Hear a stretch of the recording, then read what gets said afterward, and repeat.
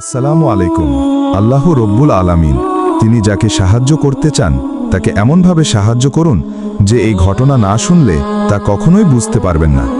এই ঘটনাটি একটি মহিলার কাছ থেকে শোনা, যিনি ঘটনাটিকে ঠিক এইভাবে বর্ণনা করেছেন। আমার স্বামী কোনো কারণবশত আমায় ছেড়ে অনেক দূরে চলে যায়। আমি অনেক কষ্টে দিন কাটাতে থাকি। সেই সময় আমি একটি অল্প বয়সে বাচ্চার মা। তখন আমার কাছে আমার বাবা থাকতেন। বৃদ্ধ বাবা অনেক অসুস্থ ছিলেন। আমাদের অনেক কষ্টে জীবন কাটাতে হতো। ঠিকমতো আমাদের খাবারও জুটত না। যদি দুপুরে কোনোভাবে খাবার পেতাম তবে রাতে না খেয়ে ঘুমিয়ে পড়তে হতো। ভালোভাবে খেতেই পেতাম না আমরা। অনেক অভাবী সংসার, তবুও ধৈর্য সহ করে আমি যে কোনো অবস্থায় আল্লাহর শুকরিয়া আদায় করতাম। কোনোভাবে আমি নিরাশ হতাম না। এইভাবে চলছিল আমাদের জীবন। হঠাৎ এক রাতে আল্লাহ আমাদেরকে এমন এক পরীক্ষার মধ্যে ফেলে দিলেন, যে ধরনের পরীক্ষায় তিনি আগে কখনোই ফেলেননি। আমার ছোট সন্তানের ভীষণ জ্বর আসে। ডরের পরিমাণ এতই বেশি ছিল যে মনে হচ্ছিল তার শরীর পুড়ে যাচ্ছে। মেয়ের চিন্তায় আমি এবং আমার বাবা খুলেই ভুলে গেলাম। এমন বিপদের মুখে এর আগে যে কখনোই পড়িনি। কি করব তখন? কিছুই বুঝে উঠতে পারছিলাম না। কাছে টাকা পয়সাও নেই যে ডাক্তারের কাছে যাব। যদিও এত গভীর রাত আর মেয়েটি আমার চোখের সামনে ঝড়ে কাঁপছে, আমি মা হয়ে তা কেমন করে সহ্য করি? তখন আমার আল্লাহ রব্বুল আলামিনের কথা স্মরণ হলো। আল্লাহ তাআলা বলেছেন, আমি অবশ্যই তোমাদেরকে কিছু না কিছু দিয়া পরীক্ষায় ফেলো। মাঝে মাঝে তোমাদেরকে বিপদের আতঙ্ক, ক্ষুধার কষ্ট দিয়ে, সম্পদ, পণ্য কিবা ফসল হারানোর কষ্ট দিয়ে। আর যারা কষ্টের মধ্যে ধৈর্য সংঘর্ষের করে তাদেরকে সুসংবাদ দাও। আমি তখন আরো ভাবতে লাগলাম, আমার এই বিপদের সময় একমাত্র আল্লাহ রব্বুল আলামিন ছাড়া কেউ উদ্ধার করতে পারবে না। আল্লাহর পক্ষ থেকে যখন আমার মেয়ের শরীরে এত জ্বর এসেছে, তখন অবশ্যই আল্লাহর রহমতে আমার মেয়ে সুস্থ হয়ে যাবে। এইসব ভাবতে ভাবতে আমি উঠে গিয়ে ওযু করলাম। তারপর আমি আমার মেয়ের কাছে এসে কপালে পানির পট্টি লাগিয়ে নামাজ আদায়ের জন্য দাঁড়িয়ে গেলাম। নামাজ শেষে আমি আমার মেয়ের জন্য আল্লাহর তাআলার কাছে দোয়া চাইলাম। তারপর মেয়ের কপাল থেকে পানির পট্টি সরিয়ে আবার দ্বিতীয়বার একইভাবে শুরু করে নামাজ আদায় করলাম।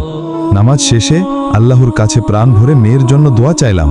এইভাবে বেশ কয়েকবার চালিয়ে যাওয়ার পর হঠাৎ কয়েকজন দরজায় কড়া নাড়ল। তখন আমি আর আমার বাবা হতবাক হয়ে গেলাম। এত রাতে কে আসতে পারে? আমার বাবা জিজ্ঞাসা করলেন দরজার ওপার থেকে। তখন দরজার ওপার থেকে আওয়াজ আসলো, আমি ডাক্তার।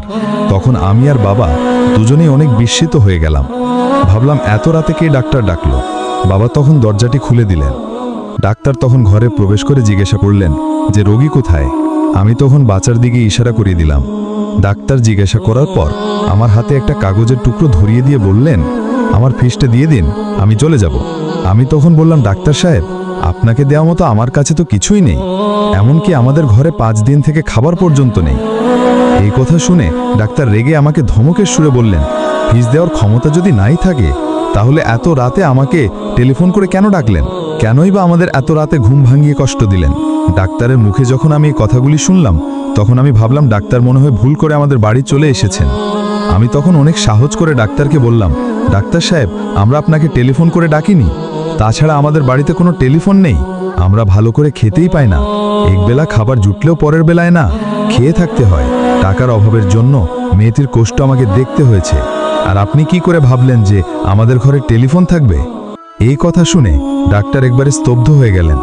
তারপর জিজ্ঞাসা করলেন, আচ্ছা, এটা কি তাহলে উমুকের বাড়ি নয়? আমি উত্তরে বললাম, জি না, এটা উমুকের বাড়ি নয়। উমুকের বাড়ি তো আমাদের বাড়ির পাশেই। আপনি মনে হয় ভুল করে চলে এসেছেন। এই কথা শুনে ডাক্তার সাহেব একটা চুপ থেকে আমাদের গাত থেকে চলে গেলেন। কিছুক্ষণ পর আবার সেই ডাক্তার আমাদের ঘরেই আসলেন। ডাক্তারের চোখ দিয়ে অনবরত জল গড়িয়ে পড়ছে। তিনি ক্ষীণস্বরে আমাকে বললেন, আল্লাহর কসম, আমি আপনার ঘর থেকে ততক্ষণ পর্যন্ত যাব না যতক্ষণ আপনি আপনার পুরো ঘটনা আমাকে বলবেন। আমি ডাক্তার সাহেবকে পুরো ঘটনা খুলে বললাম। যেভাবে আমি আমার মেয়ের কপালে পানির পট্টি রাখার পর নামাজ আদায়ের সময়ে আল্লাহর কাছে দোয়া চেয়েছিলাম, সাহায্য চেয়েছিলাম কেবলমাত্র আল্লাহর কাছে, সব ঘটনায় আমি ডাক্তার সাহেবকে খুলে বললাম।